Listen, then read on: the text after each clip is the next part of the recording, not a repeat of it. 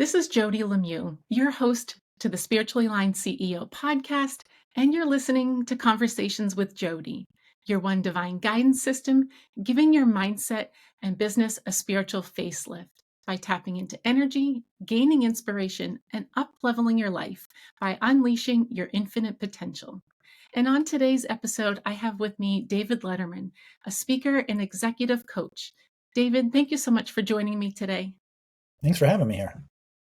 So I was so excited to have you on today because your phrase, make your workday a day worth living. I would love for you to share with the audience why that is so important for you. Sure. It's something that I'm passionate about, and I believe it's the path to making your workday a day worth living. It gets to the crux of why modern day work is so crazy. And when I say crazy, not only in terms of um, what a lot of people feel, at least people I talk to, executives I work with, people who've, accomplished a lot, done a lot, they're working in their passion space, maybe they're not. There's always this dissonance. There's always this tension. There's always this, I need to just get from this point to this point, and then I'll be able to have that moment that I'm waiting for, that space, that freedom, that joy, that health, the financial, whatever it is. And when I look at the statistics on workplace engagement, burnout, well-being, all that, they're sobering. And there's more discussion nowadays about mental health, about, people, a lot of companies, not all, are still allowing hybrid arrangements. So there's flexibility. You might say it's inflation, but a lot of people are making more money than they've had in the past. And so you have these things where it's like the patterns don't add up. Why is it so crazy? And the one thing I keep seeing, and maybe it's just the way my brain works, because I've always just seen the world in patterns, the relationship with work is this thing I have to get through. Oh, I can go be Zen over here. I can go have enlightenment over here. I can go have this vacation where I can recuperate here. But then there's work. And work is this thing that I have to just kind of get through. That's an impediment to that. And I don't know, maybe it was just because I was dropped as a kid. That's what I joke and tell people. It's like, I always wonder what happens if we invert the assumptions? And what happens if we say, what does it mean to actually make this workday, this meeting with these people I don't really want to be with, or on this topic I don't really care about? Is there a way for me not to just put lipstick on a pig and dress it up and, kid myself, but is there something in that that suddenly can make that really powerful and really aligning? And it's completely led to a change in my career and brought so much change to my life and how I engage work, as well as the lives of the people that I work with. So it's something that I'm really, really passionate about because it's such a game changer. So, what change are you specifically talking about? I would love to hear a little bit more of what actually changed for you. You mean what are the effects, or what am I day to day doing differently? That's a very beautiful question, but actually both. I would love to know what are the effects and what changes are you currently implementing that are working for you to have this day worth living in your work day. Sure. So the first thing that we have to realize is that when it comes to work, we have certain beliefs, mindsets, and conditionings around what work is, what it feels like, what a good day of work feels like. And for most people, it's like, almost going into the red with, think of a car engine. And we have all kinds of examples of, oh, I saw my father doing this, my mother doing this person I looked up to, or this is somebody who's done something that I really want, so let me do what they do. And I'm a big nature guy, and I like bringing things to help people look at patterns in a new context. I like to use nature to help do that.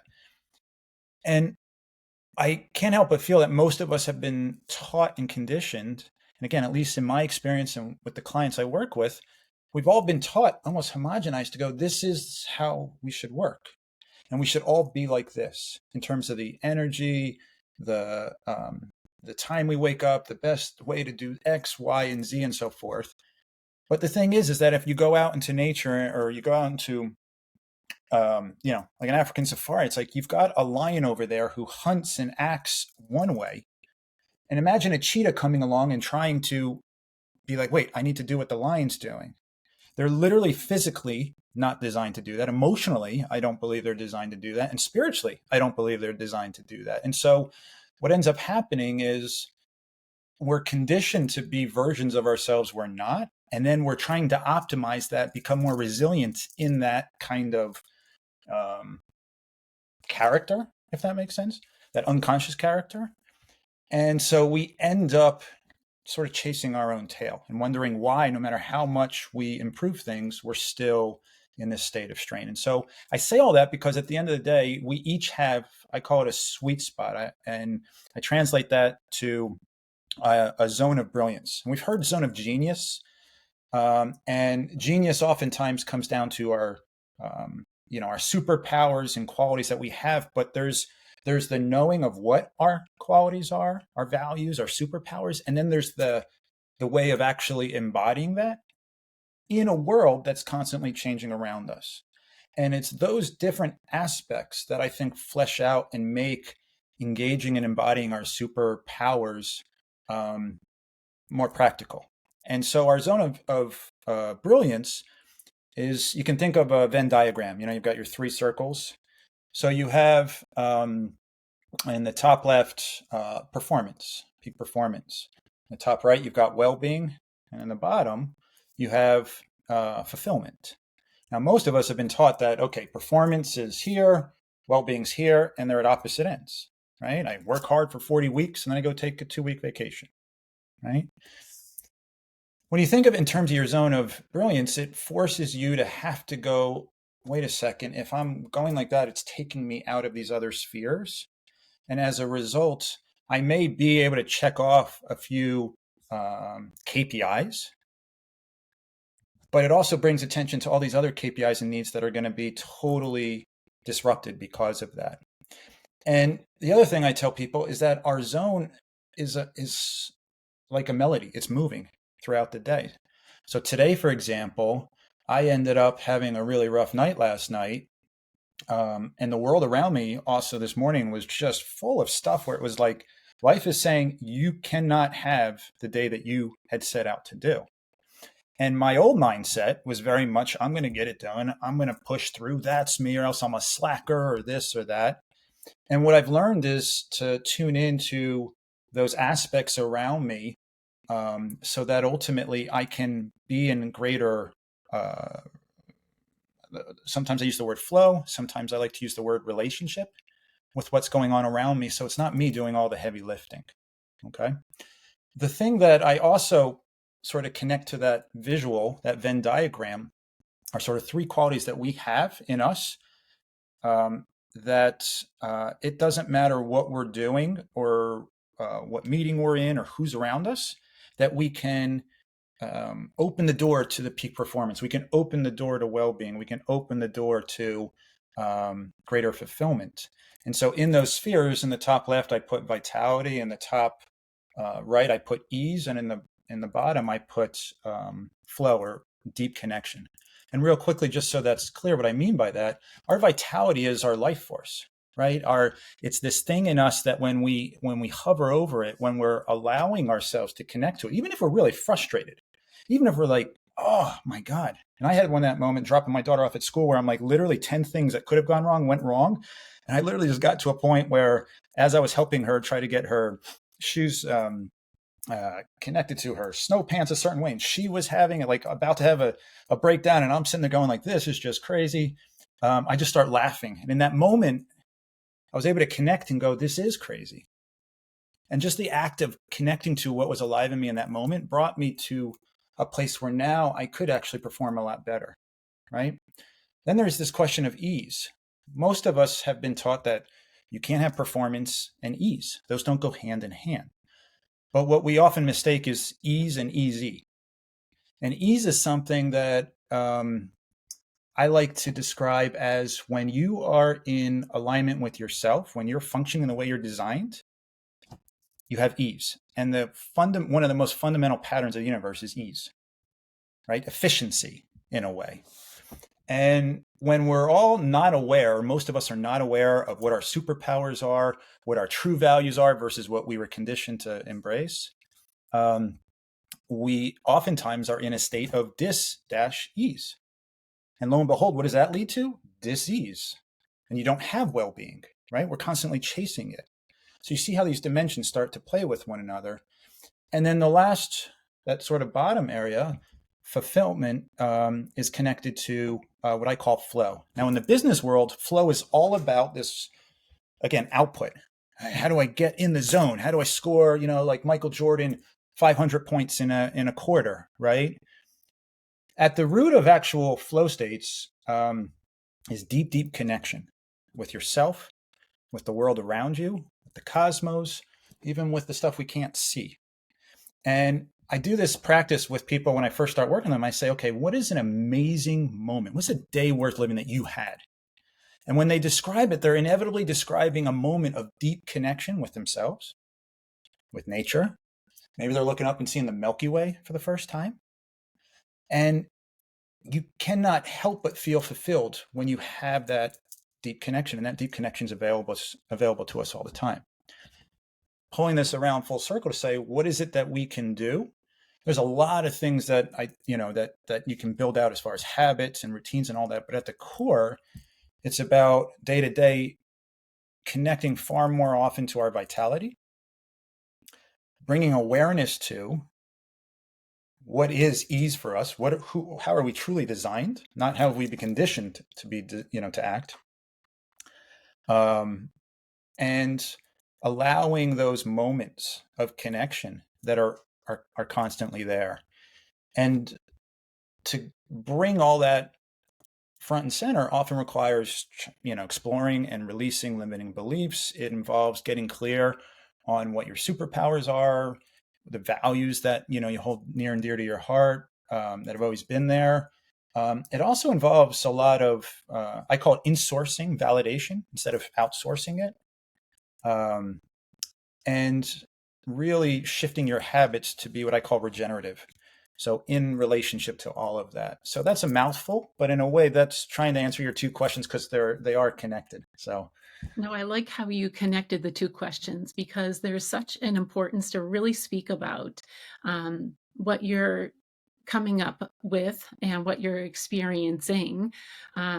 It's a beautiful connection of those three zones of brilliance. I like this reframing the zone of genius to the zone of brilliance. That's such a beautiful way of describing it.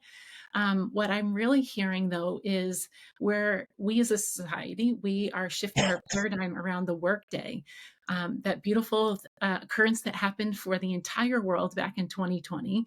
And now we're seeing a return to the workplace. And as you mentioned, it's a hybrid. There are some people that are going in, and there are some people that are going in and staying home and doing a blend of both. And so I love how you're also explaining to us about personal life, like you're expressing about your daughter and how that plays into your workday. There's this something that I like to really talk about that most people aren't really discussing right now, and I want to bring this up again, is the power of sleep and then waking up and then having either an interruption or something that's really not going well. And I loved what you said, and I started laughing and smiling along with you, is the ridiculousness of, the snow boots and the packing the backpack and it interrupting your flow of your morning. And when we let go, I really like this expression, letting go of those lower vibration feelings in order to have laughter and joy come in. Because I notice when I allow that to come in, my mind opens up and I start to see solutions. If I hold on to that frustration, my mind shuts off, my solutions shut off, and I just stay in that feeling of frustration. yeah, it is. That final point you made, I think, is so important to really emphasize because it can sound really fluffy. All this talk, it can sound like, yeah, but it's not practical. But the thing that happens is when you shift your, not even shift, because that happens almost as a second step. When you just acknowledge and allow what's really alive in you, right? The energy that's there, whether you're laughing to it, whether you're just being compassionate and just recognizing it, whatever it is, we it's like that's the alignment. I tell people, stop trying to get to some point. It's never going to be there. All you can do is just align. And if you're aligned with that, the more you, and it's not like a binary thing. You're not like, okay, cool, I scored a touchdown, I'm in the end zone. It's, am I moving toward in greater right relationship, if you will, to this zone of brilliance that I'm in, or am I moving further away? And every moment we're doing one or the other. And there's something to be said for when we simply allow that, suddenly our energy, our mind, our cognitive capabilities, our intuition, all of that can now function in the way it is, which is this performance that's incredible. Do you know what I mean? And like you said, you can think more clearly, make better decisions, notice opportunities that otherwise would just go right by you.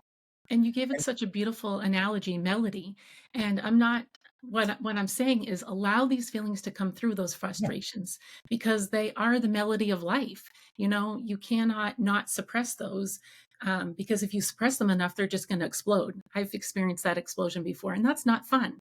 I'd rather be in alignment, allow those frustration feelings to come up, recognize them, like you said, become aware of them and release them to allow in the joy, the fulfillment, the day worth living for. And it's such a beautiful flow state. And I like the way you said it. It's a melody. It's always in movement and flow, whether it's up or down or fully aligned. That's such a beautiful way to describe it. Yeah, it also brings it back to the body. You know what I mean? It's like when I'm thinking about work, I think in terms of, I got to get here and do this. But when I think in terms of melody or even dancing, I think it was Alan Watts who said it so well. He goes, when you're, just imagine being on a dance floor and going, okay, there's this new song I've never heard before, but I'm going to worry about getting to a particular point on the dance floor at a particular point in time in this song I've never heard before. In essence, that's what every workday is, because it's a new day. But we have this sense of like, oh, I've got to be here at this point or else, versus understanding that we may get there, we may not, and maybe we're not supposed to. But man, the whole experience shifts completely. And when it shifts, not only does the moment by moment experience elevate, but the ripple effects of that, in terms of, like we said, the decisions you make, the opportunities that are there, the energy that you simply just send out into the world that creates all kinds of ripple effects, cascades. And the trajectory of your day, your week, your month, your year, and your life begin to really, really transform. So it is really powerful. There's one other thing I was felt inspired to say, which is, when we're this all came about not from uh, let's put it this way, genius or anything on. I tell people on my end, I wasn't brave enough to do this on my own and suddenly say, oh, okay, let me step and question work. Life brought me down, or I brought myself fighting life to my knees. I mean, I hit a real low point on every level of my life. And it was a blessing because it literally forced me to stop. And being a pattern person, I was like, there's no other pattern out there that I've seen that's not more the same. And the same was, I'm going to squeeze here to try to create space here, right? I'm going to basically embrace misalignment today to try to have alignment tomorrow. And the point is, there's only one place we can be aligned or step towards alignment, which is the step we're taking right now, In right? this present moment. And that's Absolutely. it, right? And Yeah, so that's that's why all we're we have. constantly chasing it. And that's where I had this brilliant moment where I was like, because I had back pain. It was the heaviest I'd ever been. Um, I had major mental health or challenges with OCD, uh, family, marriage stuff. There was work and like there was all this stuff that ballooned. But at that point, I did not trust my body because of all the issues I was having with it. And I remember getting to this point of just basically, you might even call it spiritually breaking down and going, okay, I've got nothing. I've got nothing. And I got a book coming out later this year that's called Trust Life with a question mark. And I remember just going like, this doesn't make sense. And what was most frustrating was it wasn't like I was sitting back and saying, oh, I want life to be easier. I want somebody to give me all the answers. It was like, I'm reading this best selling book that says, do this. I'm trying this course. I'm being vulnerable. I'm not trying to shirk responsibility. I'm doing everything that everybody's asking here. And yet they're conflicting with one another. And I liked what you said, ease and easy. There's a big difference here in this language that you even just specifically said. And I like the way you're describing it. So continue to talk about that, because you so beautifully said easy when it's really ease versus easy, if that makes sense. You're in your alignment. Yeah, well, so what I was noticing in that moment, of like the lowest point where I finally, um, it was actually like the middle of the night. I had just gotten out of the shower and I realized, I was like, I got to admit defeat here. I went downstairs to talk to my wife, but she was asleep. My daughter was with her. She was a year and a half at the time. They both were asleep, and in the dark, I remember just tearing up and just whispering, I'm like, I'm sorry, I'm going to fail you. I cannot see a way out of this. And I was real quiet. And I remember the quiet was so loud in a way in that moment. And then all of a sudden my heart was like beating, not like nervous, but just loud. And it was this moment I'll never forget, because it was as if my heart was saying, finally, now we're ready. And in that moment, this pattern popped in my head that I had never, ever considered. And it was what completely changed the trajectory of my life, which was when you break your, let's say, your arm, and you need 4 weeks to heal it. Your body doesn't say to your leg, okay, first off, we're going to squeeze and then we're going to forget about ease because we got to, take care of this now. And it doesn't say to the leg, good luck, you're on your own. Right? What the step to being performant in my body, the step to healing is all the same thing. And so I started to go, wait a second, why am I saying in order to improve this, I've got to make this worse or neglect it and so forth? And that was an initial pattern that I started to just go, I never even dared question that, because that's as fundamental as the law of gravity. It's just, that's the way everyone says it is. You have to do that. And the reason why I bring that up is because fundamentally what that means is there always has to be dis dash ease. I can have ease here, but I've got to give up ease here. That's not ease. Ease is, again, think cheetah trying to be a cheetah versus cheetah trying to be a lion. Or for people who go to the gym, I like to use the analogy of, you ever see somebody at the gym and they're like, they throw like 1,000,000 pounds on whatever it is they're doing, and they're using their entire back and straining, and you're just like, that hurts just looking at it, right? That's not ease, and that's not performance. Even though the metrics that we use in the business world would probably say, oh yeah, they managed to lift the weight. Versus using the right form and the right amount, you're actually going to develop the muscle and everything else is going to benefit. So ease is this thing that, because we have so normalized, and our baseline is dis-ease, it's really hard, I find, especially with a lot of the executives I work with, to really trust and understand what ease is. And then on top of that, there's all this emotional baggage around, guilt and thinking it's got to be hard. I'm shirking my responsibility. I'm being lazy, all this other stuff that also adds to it. And so you could see that this ease thing is really, really different.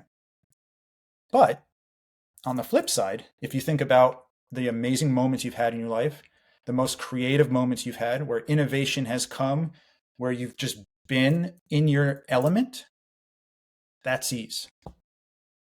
And we've all had that. So we've flavored it, or we've had tasted the flavor, if you will. And if we've done that, then we can find ways, if we're willing to say, why can't that be the norm? Yeah. Wow. Why can't that be the norm? Mic drop right there, because that for me is the joy of life. It's the, as you said, making your workday a day worth living for, worth living, just breathing and being. And wow, what a beautiful concept. How can people reach out to you? Um, Find me on LinkedIn, but at magicanawe.com that's my website. And people often ask why Magic and Awe. And it's funny because when people begin to engage their zone of brilliance, um, man, there's just the things that happen and what they experience and what they discover about themselves. And when they begin to utilize and embody their superpowers and all that, it's awe dash amazing. It's like, and you can't help but feel awe. and magic starts to happen. And I love the word magic because it's used oftentimes as like a magic trick or, again, this fluffy thing, but magic can't be any more practical. The MA prefix in magic literally means to influence matter. And that's what we're doing in our days. So you might as well do it in a way that's magical, right? And we can, and we're designed to. For me, what's the most comforting is looking at nature. And nature does that. Nature will always move towards ease. It will always try to do that. And that doesn't mean there's moments where there isn't ease. It just means, are the steps that you're taking, are you consciously moving as best you can towards ease in that moment? Not, let me do this for the next 10 months and then I'll finally get ease. There's a big difference between that, right? So now this meeting that you have that you're like, let me just get through that. It's okay. What can I do in this meeting right here, right now? Allow me to feel more ease or allow me to embody aspects of my superpower. And we can do that. And the moment we do that, then the ripple effects start to emerge. So anyway, magicandawe.com. I tell people the best time to experience magic and awe is today. So do it in your workday today. There's no reason to wait. Yeah, no reason to wait. In this present moment, what is one last minute word that you would love to leave with the audience? A lot of this can sound like I need to completely transform my life in order to. And the gift of being in your zone of brilliance is you no longer need life to be any certain way. Because just like the sun shines no matter what's going on here, and it's in its zone of brilliance, it's literally brilliant. That's why I use the word brilliance. It's shining. We're here to shine. And when we do that, when we are in alignment, we can't help but shine. It's really about doing the things or one way that you can think about starting is doing the things you're already doing differently. Mindset, energy, and otherwise, and understanding that that's where it begins to start. It doesn't require having to blow up your life, step away from your toxic job, and all these other things that seem like I can't engage this until that point. So it really isn't about going out far and wide out into the furthest reaches of this world. It's really about tuning into and beginning to be in right relationship with just the incredible experiences that are right here, right now, in that toxic meeting, in that traffic jam, in that moment with your child when they're having a meltdown and so are you. Again, it's not easy, but there can be ease in that. So that's what I would say.